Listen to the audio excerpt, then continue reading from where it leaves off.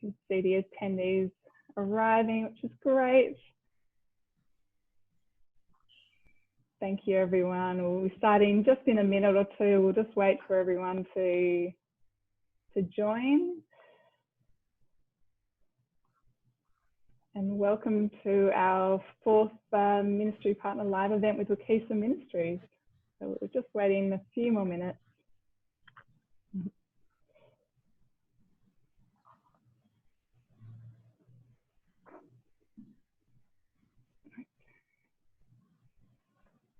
All right. Okay, it looks like we have everyone on. I believe that's joining. A very warm welcome to you all.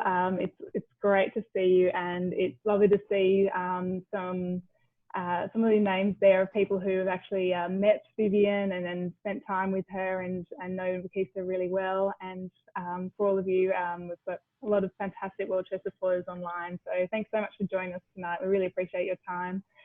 Let me introduce you to Vivian, the founder of Wakisa Ministries, and Ruth, who is the centre manager at Wakisa.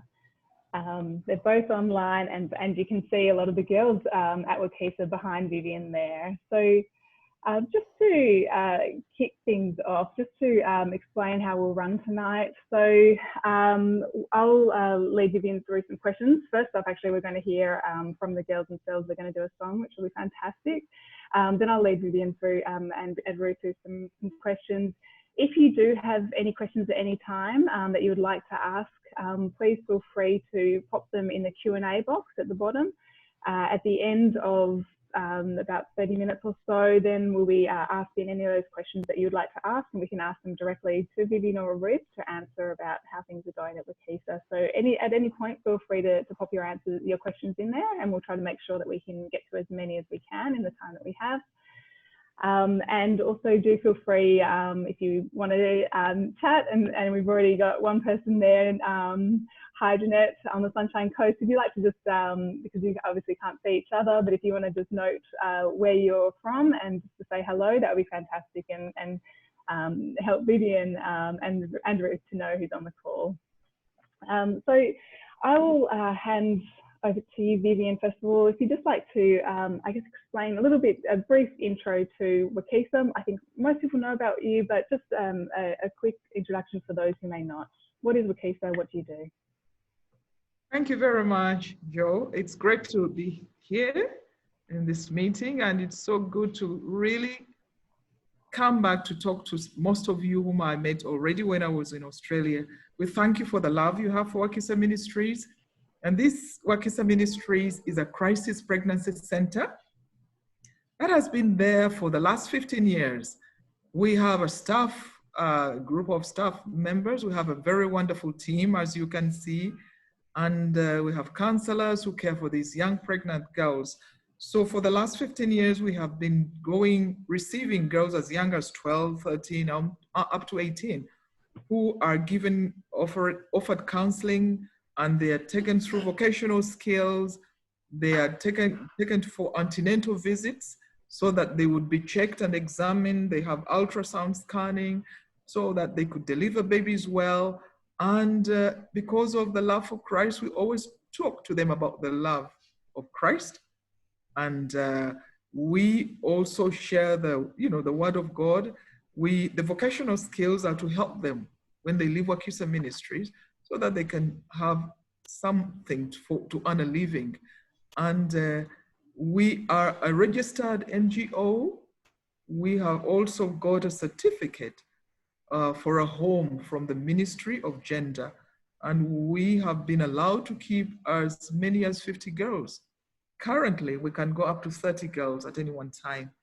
And right now, as I speak, we have 20 young girls who are here who would love to sing an anthem. We have a Wakisa anthem.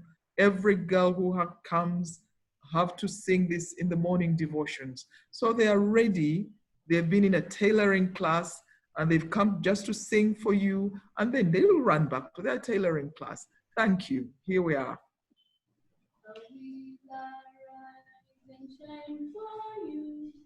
We arise and shine for the Lord.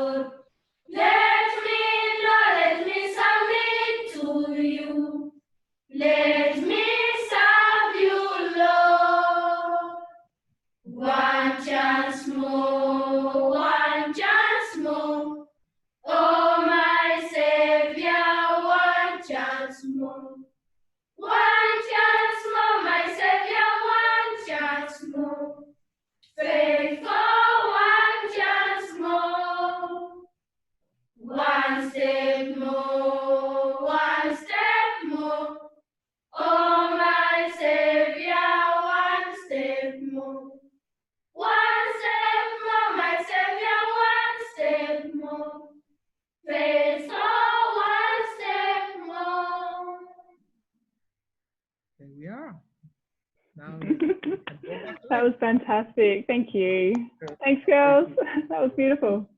Thank you very much. And so that's us. We have received as many as right now, 2,000 girls over the years. And we just want to thank God that we have not lost anyone among these young girls through the delivery, although Uganda has got a high maternal mortality rate. Wakisa Ministries has never lost a girl. Of course, we have had stillborns, but we have preserved the life of the girl and those of the babies. And that's why we are here. Yes, it's fantastic. And you were in Australia with us not so long ago. It seems like a long time ago with all that's happened since then, but late last year in September. So tell us what was the highlight that you remember that you carry with you since that time? Joe, I come from a country that has got very bumpy roads. You can never go to sleep. But I think you remember when I was always driving with you, I could it was like a lullaby. I could just sleep because the roads are so smooth. Your roads are wow. And I just it's like flying in a plane and you can't hear, the noise of the bumpy roads. Now in Uganda, it's a different story. So that was a highlight. I know it's a developed country, but I was like, okay, this is quite different from home. I also noticed the warm welcome that you as a team in WorldShare gave me. You showered me with clothing because of the weather. It was so cold for me, but you brought in all these clothes and I could fit in anything and it was like a fashion show, but I never got any cold and it was so, good for me. I really appreciate that. I also appreciate the welcome from the different places. If I could remember, there was a Sunshine Coast. There was the Niloquin, there was Melbourne, there was Mumbai Crescent. I went to Pennant Hills. I went to Blue Mountains and Glenbrook and Rivergum Church and Albury. Wherever I went, there was that warm welcome. And I was like, it seems they've known me for a long time, but you could just sense this godly love. And I thank God. I really appreciated that. One time we went to Tasmania. That lady, I can't even remember her name, had a very sick husband, but the way she welcomed us, and the husband was in hospital. If I was having a husband in hospital, I would have said, no, I'm sorry, I can't receive you. But she kept us. So those are the highlights. And I really thank God for the warm welcome and the love that she showed me, the warm clothing, the warm, reception, and the smooth roads. And of course, the good food. Yeah. Fantastic. And I think some of those people that you stay with are actually, especially in Tasmania, are actually on this and watching as well. So I'm sure they send their warm wishes to you. It's just great. I mean, it's just great. That's what we're about, really, is having those connections and being able to meet in person and share experiences. So it was such a joy to have you with us. I'll ask questions of you and of Ruth, and but feel free to answer either who would like to answer. One of the first things, we will talk about COVID, given that we can't avoid that right now. But firstly, I just wanted to ask about something else that's been happening in Uganda. So here in Australia, it's been a little bit apocalyptic in terms of having, we had incredible bushfires after you left, Vivian, and the likes of which we haven't seen, and huge destruction of Australian native areas. But so it's been quite dramatic for us. But then also in Uganda and in East Africa, what we've heard of is that there's been a plague of locusts, which is also, I think, incredibly unusual. Tell us about that. Is that still an issue? Has it passed away now? What's going on there? Oh, Joe, we are devastated by the desert locusts. They're coming in from the eastern side of East Africa, and we are in East Africa. And so, I mean, it's devastating. They are eating crops, literally, because this is, the food belt of the East African region. But what the government is doing, they're trying to use the biocontrol pesticides to keep these locusts under control. Well, we are hoping this is going to work, because the one thing we know for sure is they are safe for the environment and they're safe for human health. But as a whole, I mean, we don't know what the food security is going to look like if there is a second wave. but to the economy as a whole as well. Yes. Sure. Okay. All right. Yeah. It's interesting. Yeah, we're so focused on COVID, sometimes we forget that other things are happening, especially in the area of food security. But turning to COVID, what has it been like in Uganda? Perhaps I'll direct these at you, Ruth, as the centre manager. But in Uganda generally, how has the government responded? So we have not had any COVID deaths, but we've had over 800 cases. And so what's happening is the presidential does give an address every 2 weeks or so to just, keep us alert on what is happening and what the procedures will be. However, on Tuesday, we had, he issued an indefinite lockdown on certain sectors. So that is, we are quite anxious because this is the schools, it's the places of worship, of sports, and weddings have been shrunk from, say, 300, 500 people to 10 people. So different economies, are struggling. But then I'm sure you've heard about our curfew. It's one of the strictest. It's you're home by 7 p.m. and you cannot leave till 6:30 a.m. And so that too is keeping us home. It's keeping parents and children alike. Everybody is staying home. Right. And how's the government enforcing those measures? So what's happening is we have got the LDUs. This is the local defense unit. And so what happens is once the curfew starts, they get onto the streets, and you do not want to be caught because you will get caned. So everybody is home. We've also got roadblocks. So some of the districts, you cannot access them because of the roadblocks. Those are the districts that are closer to the border because of the cases coming in with the transport cars from drivers from different states. We've also got the banks. They are shrinking. They are and only allowing a certain number of people into the bank. So if you need to go to the bank and have a physical transaction, it's going to take you the whole day. And now back to Wakisa, we cannot work. We've always done 8 a.m. to 5 p.m. But we live so far, or some of us live far, and then consider the traffic. So you find we are having mornings that are starting at 9 and days have to end by 4 so that the staff can make it on time back home. We have had to readjust the vocational skills timetable. As you know, when the girls are at Wakisa, they are studying. They are learning candle making, they are cooking, learning the tailoring skills and the knitting skills. But we have had to readjust that the teachers who are coming from the outside are on time for these classes, but also have to leave and also go home. And so, it's quite challenging, but we are handling it the best way that we can. That is Rosette right there. She's one of our youngest mothers. And 1.5 years later, I'm sure we'll see a picture of her. She's managing a greenhouse, and she's got beautiful capsicums and coming out of it. And it's great to see, what the girls like her are doing during COVID. Yeah. Yes. Yeah. And we're seeing some. And that looks like a dance class.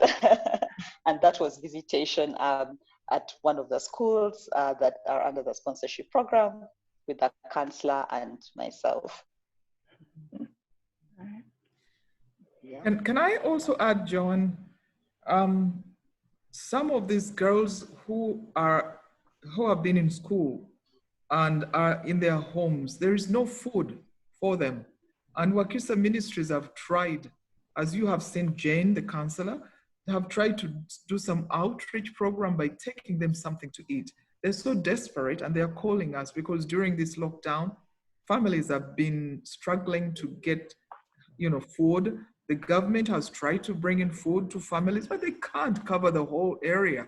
And it's turned political, where they take food to those who support them politically. So many families have been starving. And for the mothers, for the Wakisa Ministries, moms who have been here have been calling us. And we have tried to get something to take to them and visit them and offer counseling. It hasn't been easy. And during this lockdown, we have suffered taking girls to hospital. We were promised an ambulance that came, never turned up. And I think Ruth is the one who, through Kampala City Council, got an ambulance for one time. And these other times they've been using my car because the center manager managed to get a sticker, a car sticker. So at night, nobody's supposed to move, even when you are pregnant, unless you have a sticker. So that has been helping us having a sticker. I've seen some moms on, on TV who have had babies at the roadside because they couldn't go to hospital in time and they were scared of going to a hospital. So it has been a real time of anxiety.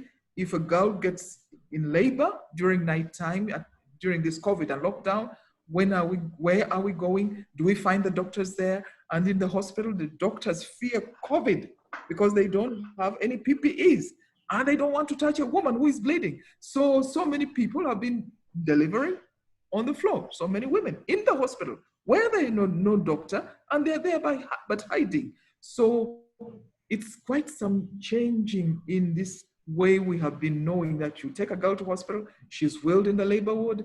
Sarah, in the month of April, delivered on the floor a baby boy.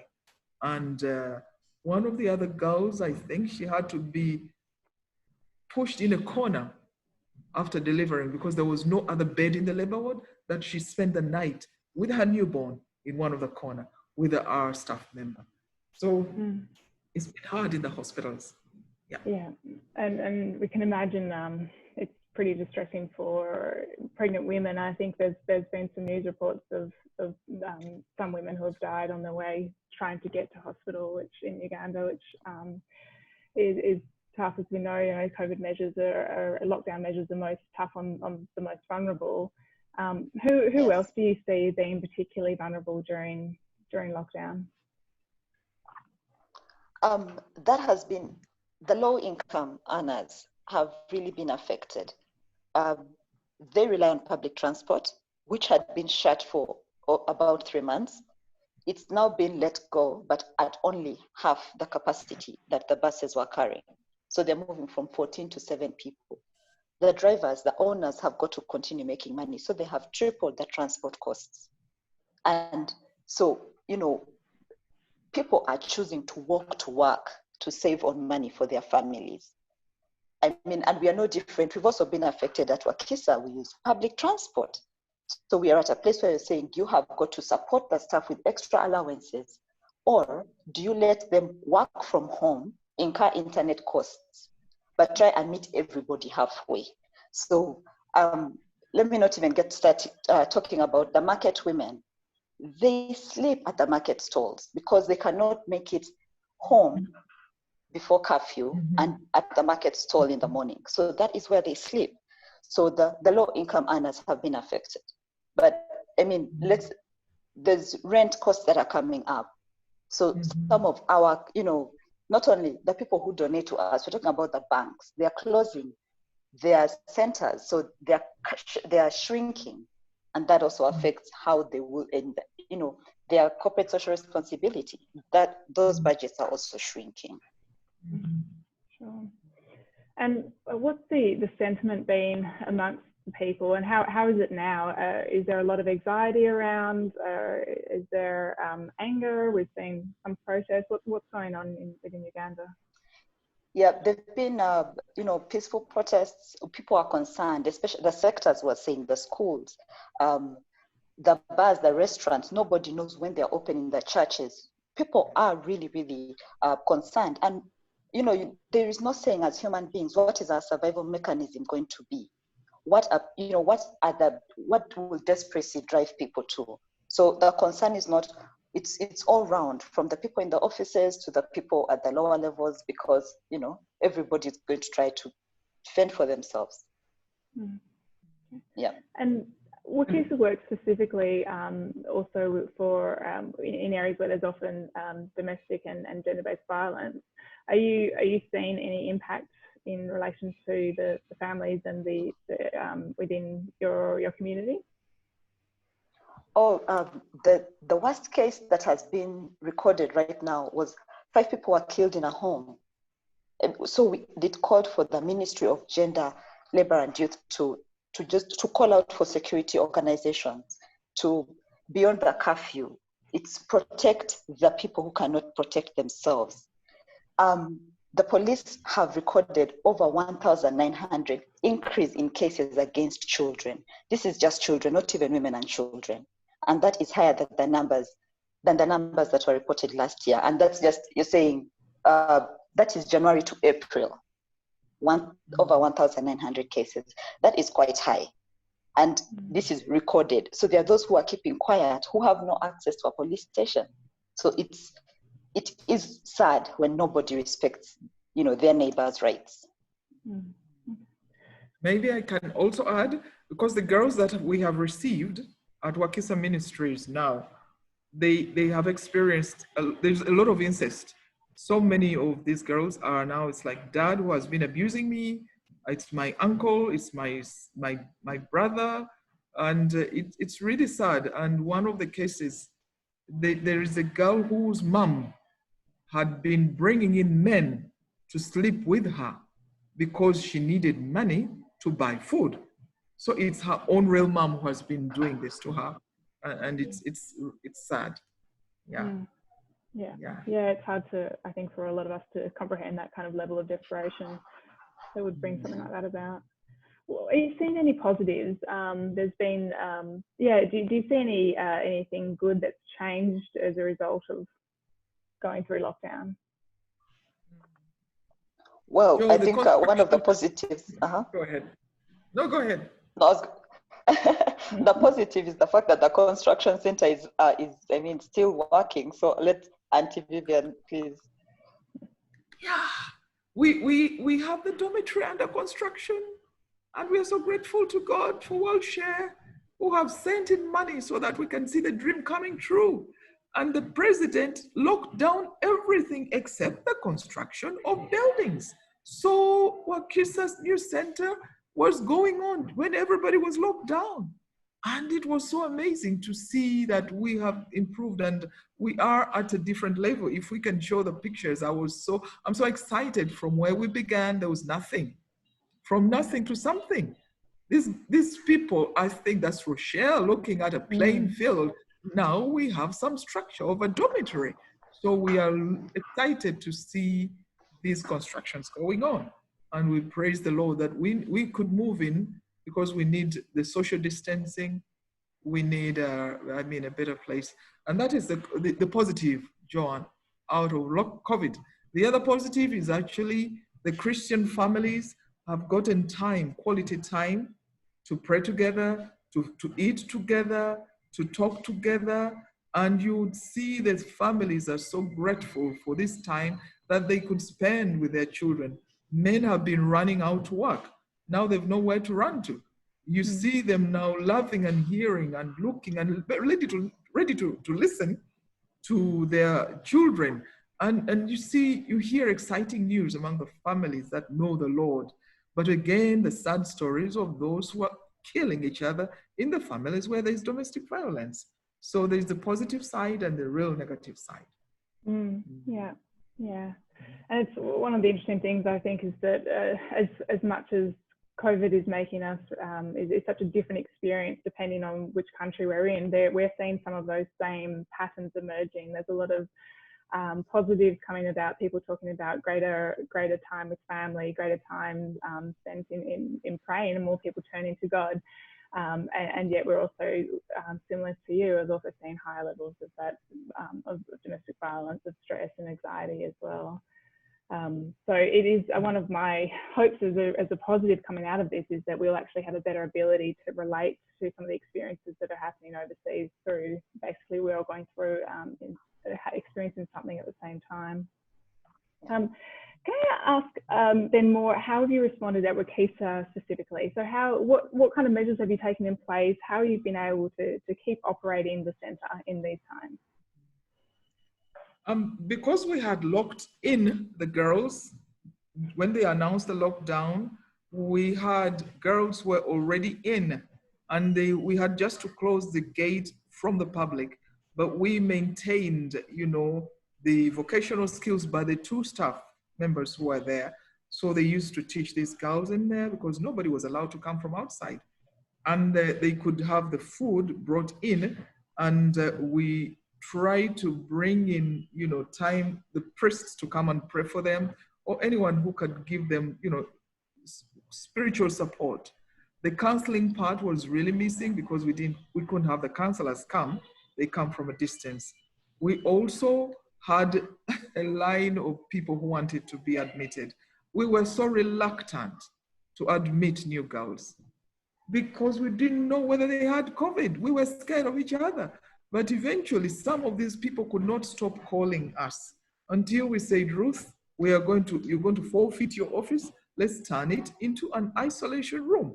So we have 2 beds from, I think, the top, and we put them in Ruth's room. We pulled out all the desks. So that's an isolation room where the girls who come in had to stay for 14 days. That's why Ruth's calling us from home. I know, poor Ruth. Yes. Poor Ruth. Yeah, she's at home, but she can always communicate with these people. And they stay for 14 days. We made the girls make their masks. So each one was so proud to make her own masks. But recently we managed to get some from the shops, from the pharmacies, and we have kept some boxes. If they need them, they can always use them. We've also tried to keep water by the gates. Anyone who comes in must wash their hands. We managed to get the gun for taking the temperature, and of course the sanitizers. So we've tried to get all the measures, because if we don't, the government will lock us down. That's not what we want. So admitting is no longer scaring, because we can put those girls aside, but pour them. They eat by themselves. They don't come for the vocational skills here in the main hall. They stay by themselves for the 14 days. It's a bit, stressful. And the counselor has got to do a lot of work on those girls. After 14 days, then they can join us. Yeah, that's how we have been managing. And how are all the girls going? I imagine, you have a whole lot of pregnant girls in a confined space in normal times, but let alone these lockdown times where they're even more confined. And that, I imagine that carries a fair few challenges for the girls. What's their mental state like? How are they coping? It's amazing. These girls have been having this routine kind of get up, wash your clothes, wash your face, come for. It's been the routine kind of, and they have, got used to it, and they love that, and they now accept themselves, and they love each other. The new girls who are coming in are now the problem, because you realize outside there is so much trauma, and they come in and they are the misfits. So you see them crying all the time. Whereas the ones that have been here have been receiving all the love and the food that has been in here, and the medical care, because we have a midwife who has been taking care of them. They have done a lot of work, those 2 staff members. Of course, as Vivian, because I stay near, I've been coming in to visit them, but of course staying away from them because I wasn't trusting anyone. And I come and pray with them and then go back. We had a problem of those who were in labor. We could encourage them to show the midwife that I have some pain during daytime, but they wait until it's nighttime. There is a curfew, John, and we don't have any transport. My car is at home. I can't leave it here because there's no one to drive the car at that time. So it's been a nightmare driving these girls to hospital when there is in labor. At one time, we almost lost a girl who was having a pre-eclampsia. The pressure had shot up. There was no car. By the grace of God, when we got the ambulance, by making so many calls, we got this girl to the nearest hospital, which is 4 times as much. It's very expensive, but we had to pay, and she had a cesarean section. Now we managed through Ruth to get a sticker, so even at night during curfew, we can take these girls to the hospital at Kawempe when they're in labor pain. But it's not easy. That's the real snag. We have an issue getting them in time and during nighttime. Yeah. Sure. Okay. And what about the girls? So your centre looks after girls that are inside, that have not yet had their babies yet inside the centre, but you also look after girls that have had babies, and you're trying to help them to maintain an education and be able to reintegrate with their families. How are those girls going? Have you been able to stay in contact with them? So our sponsorship program, which was also brought to a halt when the lockdown happened, we had to drop everything, make sure the girls were away from home, away from school and into safe homes immediately. So fortunately is that one, we know where they stay. So the ones who stay close, when they make that phone call in need of food, of clothing, of medical attention, we are able to get there. Thank goodness for the stickers that we have, is that even in the major lockdown, when people could not go to buy food, we're able to step into that gap for these girls. We've also been able to keep in touch with their head teachers, so they somehow have work sent to them. But we are praying and hoping that the lockdown, it takes a mental toll on everybody. So that they stay zealous at studying, that they stay zealous in staying on the straight and narrow path. That is what we are hoping for the girls, but also they're anxious, and it's understandable. With an indefinite lockdown, if this goes until next year, do they start the academic year afresh? What is going to happen? So that is where we are with those programs. With that, yeah, we don't know. Yeah. Okay, thank you. And can I ask you, I guess, how you're going, both of you personally? This is a hard time to be leading an organisation in trying to manage all these changes and trying to work with the government and look after girls, and the need is greater. So how have you both been going through this time? Ruth will go first. Well, so COVID has affected me personally in two ways. One, with working from home, I'm a better student, I'm back to school, but also our family business is a photography business, wedding photography. It's one of the most affected businesses. So, can we pay the rent arrears? What is going to happen to our business? The East African and West African weddings are quite flamboyant. So when I say we're moving from 500 people to 10 people, our family business, I do not know what its future is, honestly. Hard time. Okay. And for Vivian, I have a nephew and a niece who are in the university, and they have also locked down the university. So I don't know when these guys are going back. And they are big, they are big people. So we are trying to be we try to understand each other, but it's a bit frustrating to see these young men, redundant. They try to be on the computer to do their work, which is sent to them. And after that, then they are not able to do anything. So it's a bit, I feel sorry for them. And I think, I must say, as a person, I've been so scared about the COVID because of my age.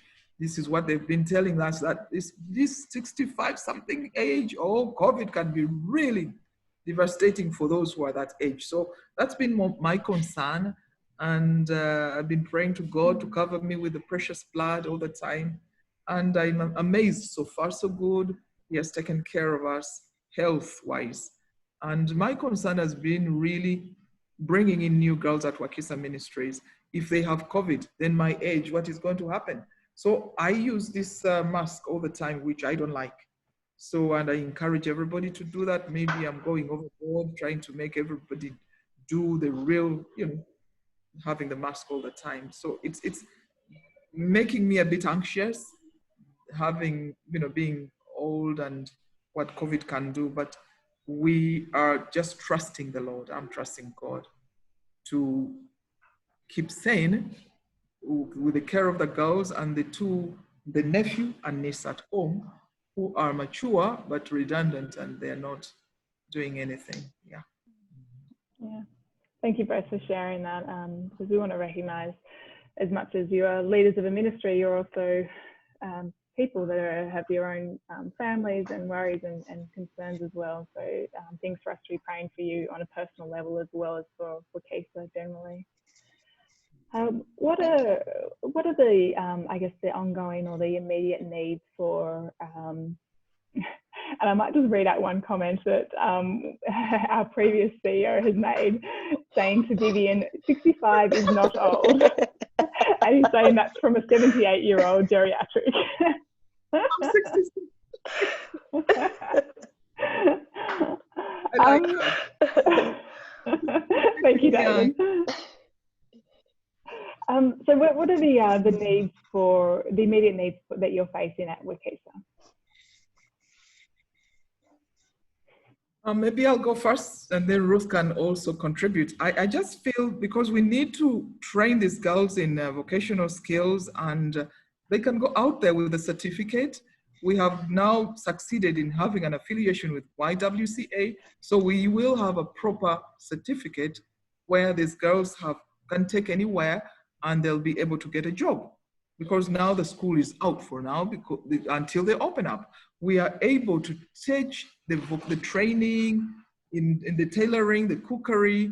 And right now, actually, they're in a tailoring class and I had their fabric put on this table just to show you. I don't know if you can see it, but we need to buy more things for the tailoring class, for the cookery, for the candle making, for the crafts, for computer. The guy who comes to teach us the computer has done a great job because even during the lockdown, he could just knock at the gate and he comes in and teach. So the vocational skills are something that it's going on. We can't stop it.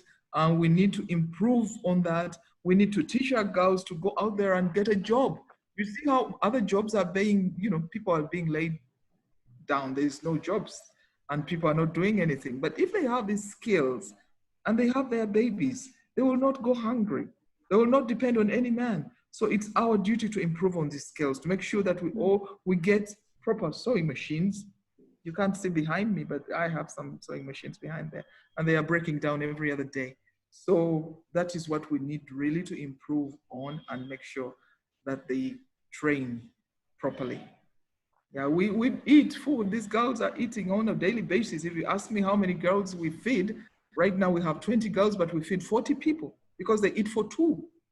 We need toiletries and they come when they have nothing, like toothpaste and soap and bathing soap and all these toiletries and their clothes because they keep on getting bigger.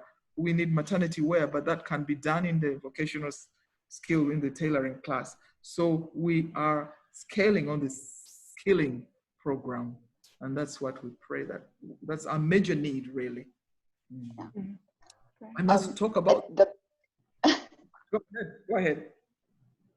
No, I was going to say, I think, Joe, the one thing our economies relate differently is because we are a cash-based economy. So with everybody scaling down because of rent, shops are closing down.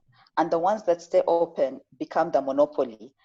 They are charging exorbitantly. The president had to call for closure of all shops because of how exorbitant they had shot up the prices. This affects us, but also it helps us come to planning where we are starting to buy in bulk for the vocational classes, but also for dry rations and things like toiletries, just to make sure we try to stay ahead of the indefinite lockdown. Mm-hmm. Yeah. Can I also add, Joe, that when we go to our center, we have enough space to do agriculture. We want to have our vegetables for home consumption. So the girls, we don't need to buy vegetables, but if we make a garden, if we train these girls in agriculture, we'll be able to feed the center with that. So we look forward to going to our center, which is in, Yeah. Yes, and it's well on its way by the looks of things, which is just fantastic. We're so pleased about that.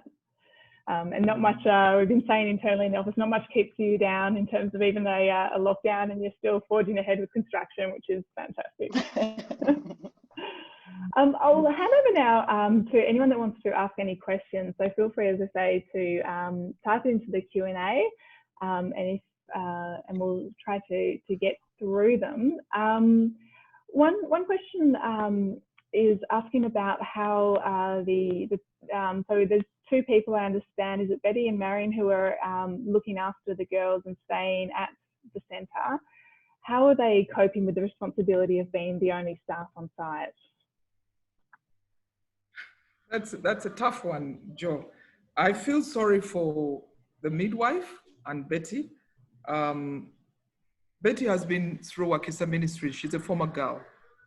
She was here when this ministry was starting, and she has been through the catering course by Wakisa sponsorship. So I don't want to say that she owes Wakisa, but she knows what these girls are going through, and she's been very, very patient. And we felt that we need to have them get some relief and go home. And so Betty has already been home for a break, and we have the social worker who has come in to chip in for Betty when she was gone. We knew that they must be feeling it. You can't be in these four walls for so many months, and we are with a group of girls, so it must be frustrating. And the midwife also will also be able to go and have a break. So we have to take them out and have a break when the social worker comes in to stay at the center, because they have to be 2 staff members anytime, 24/7, you know, they have to be here, 2 people. And it has not been easy, but they are very understanding. Betty's complaint was when you take the girls at night and there is no doctor, you hang around there in the hospital and you watch this girl in labor and you are helpless, you can't do anything. So she has been having her own issues watching these girls going through the labor pain and being helpless in the center. But for them personally, I think they need to get more offs to go out quite often to have a break. And that's what Ruth, as a center manager, has planned to see that they break off and go out. Okay, thank you. And so my understanding is the centre is open and operative at the moment. You're able to accept new girls with the quarantine room that you've set up. Would you, interesting question is whether you would be able to accept a girl that had COVID? We would never accept a girl who had COVID. We wouldn't, because everybody would be affected. And the only snag is that I don't think the temperature is enough to show that this girl has got COVID. We don't have any tests. Uganda has got very few areas where they do the testing. And that is why we cannot even record a proper or report proper numbers. It was 800, Ruth, wasn't it? Yes, the numbers right that now we're were at 800. And I'm sure it is more than 800. But because the ones that have been tested are in those scanty areas, the problem at Wakisa, if a girl walked in with a high temperature, where would we take her to be tested? Entebbe is miles away, and that's the place we know, near the airport. That's where they do the testing. So we don't know any other place. So it's a bit tricky to know who has got AIDS and who has no, I mean, COVID-19. Yeah, sure, okay. And the hospitals, do they still have no PPE yet at this time, the personal protective equipment? In some big hospitals, referral hospitals, they have, but so many other district hospitals are actually, yesterday on TV, they were threatening to put down the tools and leave the hospitals because they don't have the PPEs. They're not ready to get COVID-19. So, and the minister was kind of like, if you want to go, you go. So I'm like, why did she answer that? But there we are. They have not supported them. Maybe there is no PPEs in the government and it's only the referral hospital like Mulago Hospital and big places. And of course the private hospitals. Sure. Yeah. Okay. And you touched on this, but perhaps if you could expand a little bit more, have you had to take any extra measures to protect Wakisa from community transmission, given that there's so many people living in close proximity? Ruth, you want to handle that?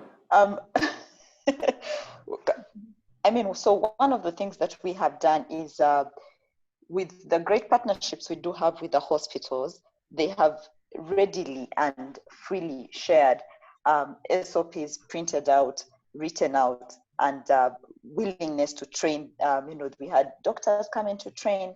So because of those partnerships and those relations, we've been able to stay as safe as we can. So right from the gate, we have got signposts. We've got areas for washing hands, for sanitizing. Everybody's wearing a mask. We have masks on standby in case you do not have a mask. But also, we've been limiting the number of people that come in. We still appreciate the love, but so even if it's the banks coming in, or we have few organizations coming in, we limit this to 5 people at any one time. And it's not, even during the week, we can only have, say, 1 external group coming in. Those are some of the things that we're trying to do. The girls are also quite anxious about the situations back home. So through the counselors, they are able to call home and just be at peace, knowing that their families are fine, or at least knowing the situations back home. Yes. Having said that, we had an issue with a tailoring teacher who lost a father and went up north of the country. I think there are many cases in the north, so we have asked her not to come back until 14 days. So we stopped her from coming, and we thought it's dangerous. She went to bury her father. She had to go, we couldn't stop her, but we are not having her. Yeah, Wakisa. That's the measure. Yeah, sure.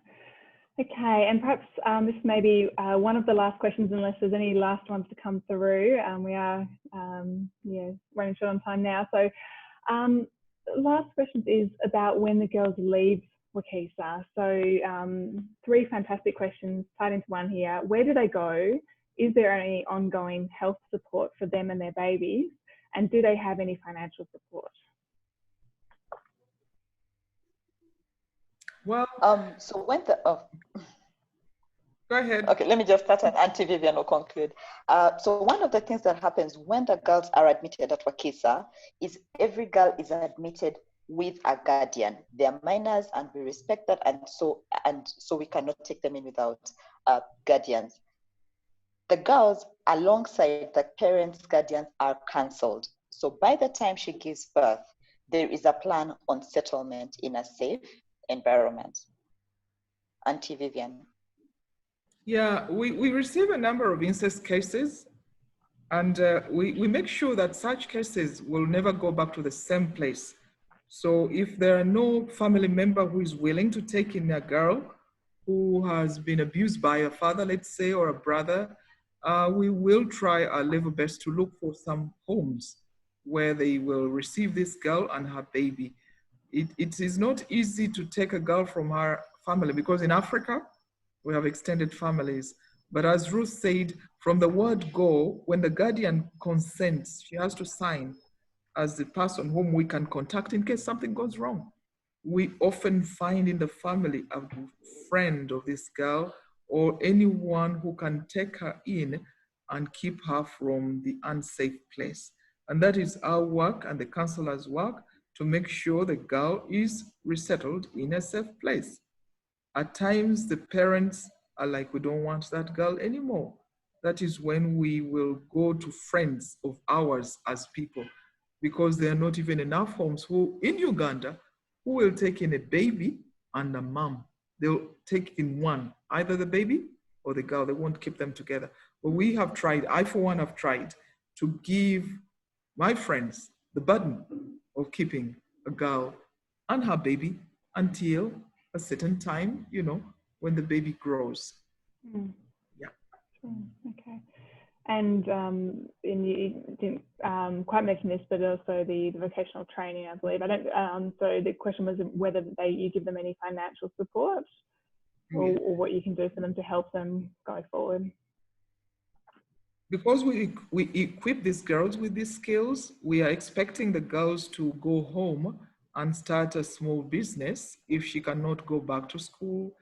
But we are in the plans of actually giving them some startup capital.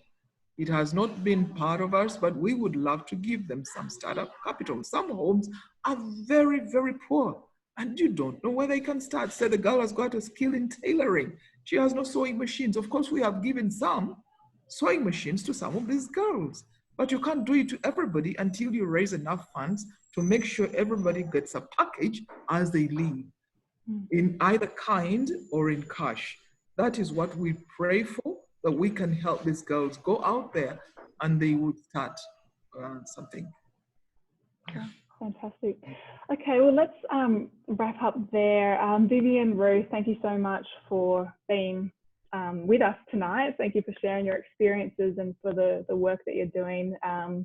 These things really help to draw us a little bit closer to understand the context that you're operating in, and to just I guess make it a little bit more real to us about the challenges you face and the lack of reliance that you can have in the healthcare system at this time in particular, and the measures that you need to take to protect the girls in your care. For anyone watching, we are, as you know, we're coming up to the end of our financial year. Now is a fantastic time to be able to support this work, both from an Australian perspective in terms of the end of our financial year, but even more so in terms of the needs that Wakisa has. We're hoping, we're praying that the cases don't rise, but the lockdown measures in themselves are having a really devastating effect on so much of the population. And so their needs will continue. So if you are able to donate, please do. And there's been a whole lot of things that you can be praying for as well. So we'd ask you to please uphold Wakisa in prayer. And thank you so much for joining us. Vivian, Ruth, I'll finish up in prayer before we head on our separate ways. Dear Father, we thank you so much for what we've been able to hear about and the insights that we've received from Vivian and Ruth.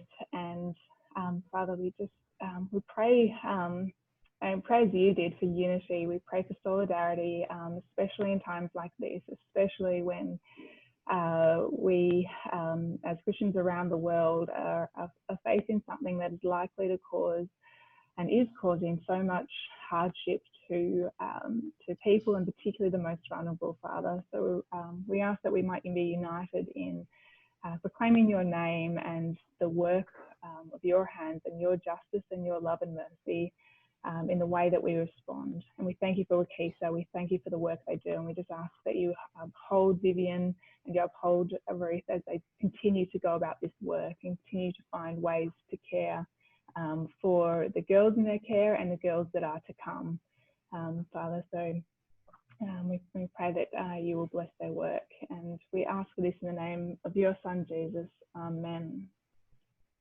Thank you all for joining with us. Yes, God bless you all, and have a fantastic night. And thank you for your words of encouragement as well. Vivian and Ruth are seeing those and seeing the comments and the encouragement that you're writing. So yeah, we thank you for that, and any that they missed, we'll pass on to them following this webinar. So all the best, and we'll finish up there. Thanks everyone. Bye. Thank you.